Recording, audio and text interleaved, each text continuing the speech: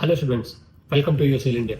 क्या आप भी रशिया में एमबीबीएस एडमिशन प्लान कर रहे हैं बट कहीं ना कहीं कंफ्यूज्ड हैं किस यूनिवर्सिटी में हमें एडमिशन लेना चाहिए? क्योंकि चाहे यूट्यूब हो चाहे इंटरनेट हो, ज़्यादातर यूनिवर्सिटी के बारे में इंफॉर्मेशन हमें नहीं मिल पाती या सुटेबल इंफॉर्मेशन नहीं मिल पाती। कोई भी कंसल्टेंसी अगर हमें बता रही है तो वो सिर्फ अपने फायदे के लिए चीज़ों को बताती है, कोई भी एक ब्रॉडर एस्पेक्ट में किसी भी यूनिवर्सिटी की डिटेल इंफॉर्मेशन प्रोवाइड नहीं करवाता। तो ये सीरीज आपके लिए बहुत ज़्यादा इंपॉर्टेंट होने वाली है, क्योंकि इस Russian A to Z series में हम रशिया की हर एक यूनिवर्सिटी की डिटेल्ड इन्फॉर्मेशन आप तक पहुंचा रहे हैं, ताकि आपका जो एडमिशन है रशिया में वो इफेक्टिव हो सके और आपका जो डिसीजन है वो बेस्ड हो फैक्ट्स पे, डिटेल्ड इन्फॉर्मेशन पे और आपकी अच्छी खासी रिसर्च के ऊपर, ना कि किसी एजेंट की मैनिपुलेशन पे। तो आज की इस वीडियो में हम बात करने वाले हैं कलुगा स्टेट यूनिवर्सिटी के बारे में, जो रशिया के एक रिलेटिवली छोटे और काम शहर कलुगा में लोकेटेड है। इस वीडियो में हम सिर्फ ब्रोशर वाली बातें नहीं करेंगे, बल्कि सिटी की प्रोफाइल क्या है, वहाँ पे क्लाइमेट कैसा है, एकेडमिक हॉस्पिटल में एक्सपोजर कैसा है, हॉस्टल्स कैसे हैं, ट्यूशन फीस क्या है और इंटरनेशनल कनेक्टिविटी क्या है। इसी के साथ साथ जो पोटेंशियल प्रैक्टिकल चैलेंजेस आपको वहाँ पे फेस करने पड़ सकते हैं, वो सब हम इस वीडियो में आज कवर करने वाले हैं, ताकि आप एक रियलिस्टिक और इन्फॉर्म्ड डिसीजन ले सकें। तो यूनिवर्सिटी की डिटेल्ड इंफॉर्मेशन जानने के लिए इस वीडियो के साथ अंत तक बने रहें। तो किसी भी यूनिवर्सिटी में एडमिशन लेने से पहले उसके बैकग्राउंड के बारे में जानना बहुत ज़्यादा ज़रूरी है, क्योंकि हमारा जो डिसीजन है वो सिर्फ यूनिवर्सिटी के नाम पे या एजेंट की मैनिपुलेशन पर डिपेंड ना। तो कलुगा स्टेट यूनिवर्सिटी की स्टैब्लिशमेंट 1948 में मानी जाती है। ये एक मल्टी डिसिप्लिनरी स्टेट यूनिवर्सिटी है, जिसमें साइंस, ह्यूमैनिटीज और इंजीनियरिंग के साथ साथ मेडिकल रिलेटेड प्रोग्राम्स भी ऑफर करे जाते हैं। मेडिकल एजुकेशन यहाँ पे कंपैरेटिवली बाद में स्ट्रक्चर्ड हुई, इसलिए इसका जो मेडिकल इकोसिस्टम है वो रशिया के टॉप क्लासिकल मेडिकल यूनिवर्सिटी जितना पुराना और स्पेशलाइज्ड नहीं माना जा सकता। टीचिंग सिस्टम ज्यादा ट्रेडिशनल लेक्चर बेस्ड होता है, इसलिए इंफ्रास्ट्रक्चर फंक्शनल है। लेकिन अल्ट्रा मॉडर्न सिमुलेशन लैब की अगर मैं बात करूँ, डिजिटल एनाटॉमी हॉल्स की मैं बात करूँ या एडवांस्ड रिसर्च सेंटर्स की मैं बात करूँ, तो यहाँ पे उस लेवल के देखने को नहीं मिलेंगे जो हमें रशिया की बाकी टॉप रैंक यूनिवर्सिटी में देखने को मिलते हैं।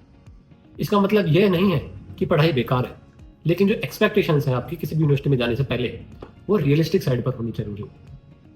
अब हम थोड़ा सिटी को समझते हैं। सिटी के बारे में बात करें तो कलुगा एक small to mid sized city मानी जाती है, जिसकी जो पॉपुलेशन है वो 3.5 लाख के आसपास है। मॉस्को से डिस्टेंस की मैं बात करूं तो 196 किलोमीटर है, जो कि रिलेटिवली कम है अगर मैं रशिया के कंटेक्स्ट में बात करूं, जो एक प्रैक्टिकल एडवांटेज माना जा सकता है, क्योंकि कैपिटल के काफी पास होने की वजह से जो कनेक्टिविटी है वो कहीं ना कहीं एक बेटर साइड आपको देखने को मिल जाती है। लेकिन जो यहाँ पे लाइफ स्टाइल है वो मॉस्को जैसा या इंटरनेशनल जैसा फास्ट नहीं।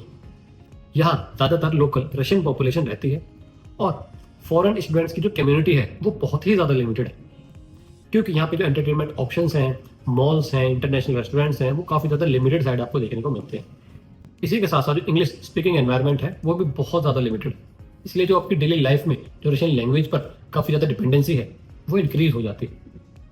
कनेक्टिविटी के पॉइंट ऑफ व्यू से कलुगा एक एडवांटेजियस साइड पे, क्योंकि मॉस्को के पास होने की वजह से यहाँ पे ट्रैवल करना रिलेटिवली कन्वीनियंट है। इंटरनेशनल स्टूडेंट्स जनरली मॉस्को के एयरपोर्ट के थ्रू रशिया में एंटर करते हैं, चाहे वो शर्मतीयो एयरपोर्ट हो या दोमोदेडोवो एयरपोर्ट हो, और फिर यहाँ से बाय रोड या बाय ट्रेन कलुगा सिटी तक ट्रैवल करते हैं। ट्रैवल टेक्निकली सिंपल है, लेकिन लगेज के साथ और लैंग्वेज बैरियर के कारण फर्स्ट टाइम स्टूडेंट्स के लिए जो ट्रांसफर होता है यहाँ पे वो थोड़ा टायरिंग हो सकता है। डायरेक्ट इंटरनेशनल फ्लाइट कलुगा से अवेलेबल नहीं होती, इसलिए मॉस्को रूट ही प्राइमरी ऑप्शन होता है। ये इंपॉर्टेंट वहाँ पे है कि जो एजेंट्स दावा करते हैं कि वो अपने बच्चों को रशिया तक खुद ड्रॉप करने जाते हैं, बट उन्हें दिल्ली से ही भेज दिया जाता है। तो अकेला बच्चा जो एक 17, 18, 19 साल का बच्चा होता है वो कैसे अकेले ट्रैवल करेगा?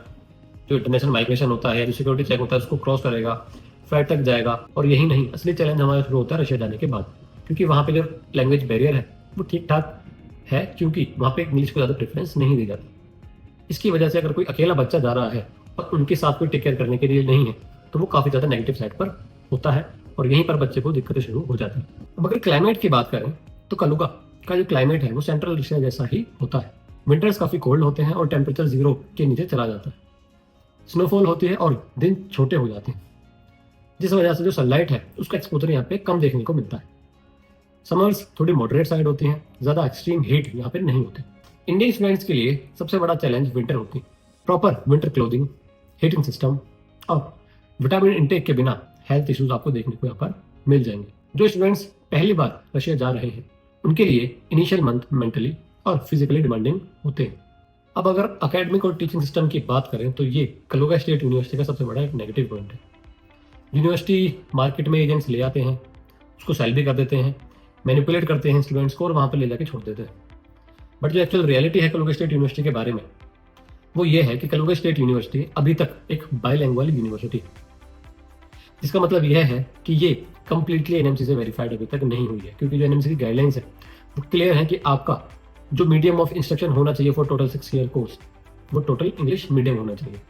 तो एनएमसी की उस पैरामीटर पर ये यूनिवर्सिटी खरी नहीं उतरती। इसीलिए ये जो यूनिवर्सिटी है यहाँ से कोई भी अभी तक बैच पास आउट नहीं है। अगर बच्चे जाते भी हैं तो उनमें से अभी कोई भी बैच पास आउट नहीं हुआ। जब भी वो अगर बच्चे यहाँ पे कुछ ना कुछ बच्चे पढ़ रहे हैं उन्हें आने के बाद इंडिया बहुत ज़्यादा दिक्कत फेस करने पड़ सकती है। यूनिवर्सिटी का बाइलैंग्वेज होना आपको कोई और एजेंट नहीं बताने वाला, क्योंकि सब अपने प्रोडक्ट बेचने वाले हैं। आपके बारे में कोई नहीं सोचता, सिर्फ आपको बताया जाता है ये यूनिवर्सिटी, इतनी इसकी फीस, ये सिटी, ये ऐसे और ये पैसे, और आप आंख बंद करके उससे एडमिशन ले लेते हो।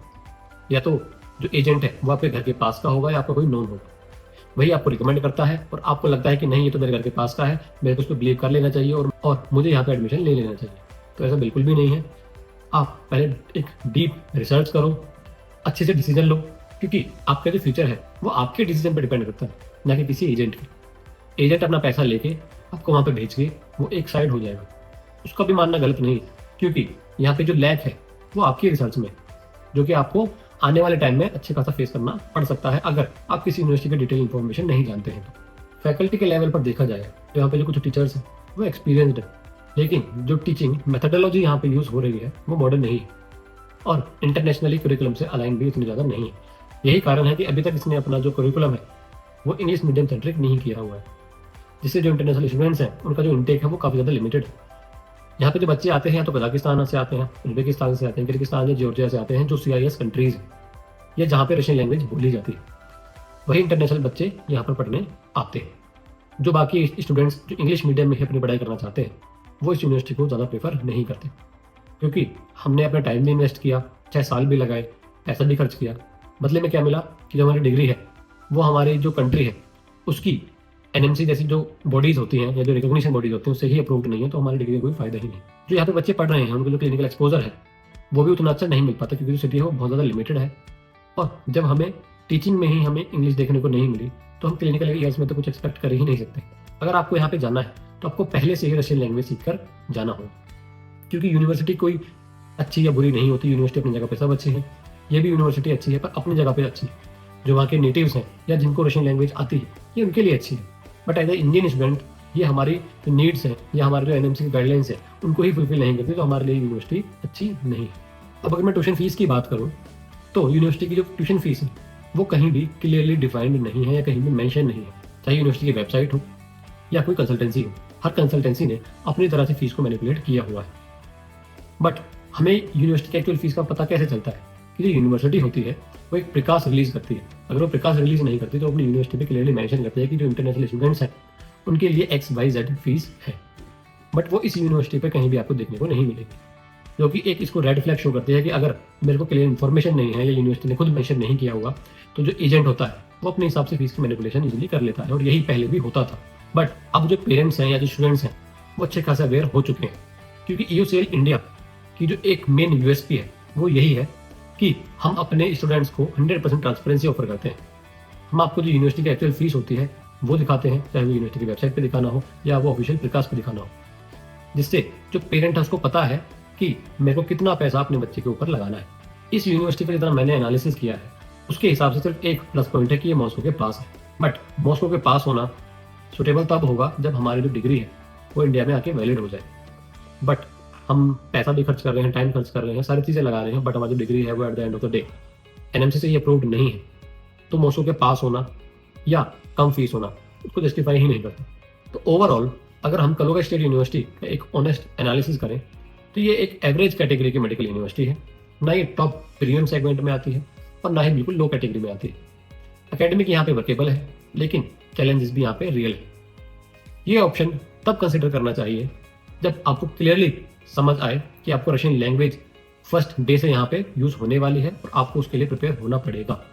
आगे जाके अगर इसको एनएमसी अप्रूव भी करती है तो आपको फर्स्ट ईयर में रशियन लैंग्वेज आना काफ़ी ज़्यादा इंपॉर्टेंट हो जाता है, क्योंकि अगर वो ही नहीं आएगा चाहे एनएमसी अप्रूव करे या ना करे तो आप वहाँ पे सर्वाइव ही नहीं कर पाओगे, और जो आपके फर्स्ट ईयर के एक्सपेंसेस होंगे वो एज अ वेस्ट कंसिडर आपके लिए होने वाला। तो मेरा जो कंक्लूजन है वो यही है कि कलोगा स्टेट यूनिवर्सिटी एक अच्छी यूनिवर्सिटी है, बट ये अच्छी यूनिवर्सिटी है उनके लिए जो वहाँ के नेटिव्स हैं या जो CIS कंट्रीज के इंटरनेशनल स्टूडेंट्स हैं, क्योंकि यहाँ पे जो पढ़ाई है वो या तो कंप्लीट रशियन लैंग्वेज में कराई जाती है या बाइलैंग्वेज में कराई जाती है। यूनिवर्सिटी में जो मेडिकल डिपार्टमेंट है वो 2012 में ही स्टैब्लिश हुआ है, तो ये क्वालिटी एजुकेशन उतनी अच्छी नहीं देता जो रशिया की बाकी प्रीमियम यूनिवर्सिटीज आपको ऑफर कर सकती है, क्योंकि वहाँ पे जो मेडिकल का कुरिकुलम है वो काफ़ी ज़्यादा पुराना है। इसी के साथ वो NMC की सारी गाइडलाइंस को भी फुलफिल करती है, जबकि कलोगा स्टेट यूनिवर्सिटी आपको NMC की गाइडलाइंस को फुलफिल करके नहीं देते। तो ये एक मेजर नेगेटिव होगा, और अगर आप सिर्फ मेरी नहीं आप पूरे तरह से इस चीज़ को समझेंगे तो आपके लिए यूनिवर्सिटी सूटेबल नहीं होने वाली। बट हाँ, अगर आप रशिया में ही पढ़ाई करना चाहते हैं और रशिया में ही बाद में अपनी प्रैक्टिस को भी करना चाहते हैं कि आपको वहीं पे रहना है, इंडिया वापस नहीं आना, तो आप इस यूनिवर्सिटी को कंसिडर कर सकते हो। बट अगर आपको रशिया में MBBS करने के बाद इंडिया में FMG या नेक्स्ट क्लियर करना है और इंडिया में प्रैक्टिस करनी है, तो अभी के लिए इस यूनिवर्सिटी की जो डिग्री है वो इंडिया में वेरीफाइड या इंडिया में रिकॉग्नाइज्ड नहीं मानी जाएगी। तो अगर आप एडमिशन लेना ही है तो हम रिस्क क्यों? हमारे पास रशिया में अच्छे खासे ऑप्शंस हैं जहाँ पे हम एडमिशन ले सकते हैं, जहाँ पे जो पढ़ाई है वो टोटल इंग्लिश मीडियम में कराई जाती है, 5+1 का करिकुलम फॉलो किया जाता है। तो अगर आप भी कलोगा स्टेट यूनिवर्सिटी के बारे में डिटेल्ड इन्फॉर्मेशन जानना चाहते हैं, रशिया की दूसरी यूनिवर्सिटीज के बारे में डिटेल इन्फॉर्मेशन जानना चाहते हैं, या वहाँ पर एडमिशन लेना चाहते हैं, तो आप कॉन्टैक्ट करें EOCL इंडिया को, और ऐसे ही इन्फॉर्मेटिव वीडियोज़ देखने के लिए सब्सक्राइब करें EOCL के YouTube चैनल। Thank you.